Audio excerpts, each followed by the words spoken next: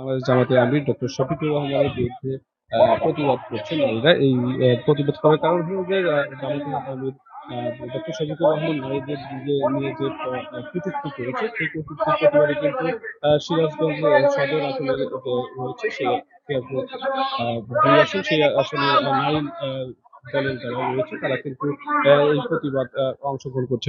আমরা দুপুর থেকে লক্ষ্য করেছি যে পৌর শহরের বিভিন্ন ওয়ার্ড থেকে তারা কিন্তু নারীরা কিন্তু এই সভাস্থলে কিন্তু উপস্থিত হচ্ছেন। এই উপস্থিত হওয়ার পরে কিন্তু তারা কিন্তু বিক্ষোভ মিছিল, ঝাড়ু মিছিল, প্রতিবাদ সভা করবেন বলে তারা কিন্তু জানিয়েছেন। আসলে আমরা লক্ষ্য করেছি যে বিএনপি যে মহিলা দল রয়েছে তারা কিন্তু এই মাঠে উপস্থিত হয়েছে। আচ্ছা, আপনারা কেন এই আজকে আমরা উপস্থিত হচ্ছি রাজাকার আল বদল স্বাধীনতার বিরোধী শক্তি জামাত ইসলামের আমি শফিকুল আমাদের কর্মজীবী নারীদের পতিতা বলছে, তারই প্রতিবাদে আমরা সবাই এখানে একত্রিত হয়েছি। ওরা দেশের স্বাধীনতাই তো চায় নাই, আবার প্রধানমন্ত্রী হইতে চায়। আমার মা আমার বোনেরা কি পতিতা? আমার কর্মজীবী আমার একটা সন্তান, মেয়ে সন্তান যদি আমি পড়াশোনা করি তাকে ঘরের বসা রাখবো? তাদের তো অবশ্যই কর্ম করবে। তা আমার মেয়ে আমার মা আমার বোনেরা কি পতিতা কর্ম করলে? সে তো মায়ের পেটে থেকে জন্ম নিছে, সে একটা মেয়ের পেটে থেকে জন্ম নিছে, তার বোন মা, তার শাশি মা, সে কিভাবে নারীদের পতিতা বলে, কর্মজীবী নারীদের পতিতা বলে? তার সেই প্রতিবাদে আমরা সবাই এখানে একত্রিত হয়েছি। ওনার তো অনেকবার নির্বাচন করছে, উনি তো জামানতি ফেরতে চায় নাই, উনি আবার প্রধানমন্ত্রী হইতে চায়।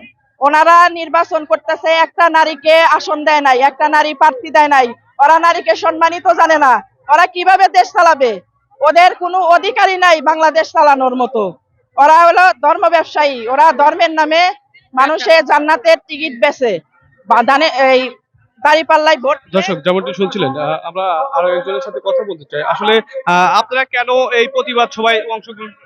আমরা আসলে ডক্টর শফিকুর রহমানের এই পতিতা বলাতে তীব্র প্রতিবাদ জানাই। কারণ এই জন্য আমরা জামাত ইসলামের বিরোধিতা করতেছি, এই জন্য যে আমরা নারী, আমরা ঘরে শিক্ষিত হয়ে ঘরে থাকবো না, আমরা কর্মজীবীতে যাব, আমরা ঘর সাজাবো, বাইরেও ট্যাকেল দেবো। সে কেমন করে আমাদের পতিতা হিসেবে আখ্যায়িত করেছে, এটা আমাদের কাছে খুবই লজ্জিত, খুবই লজ্জার বিষয়।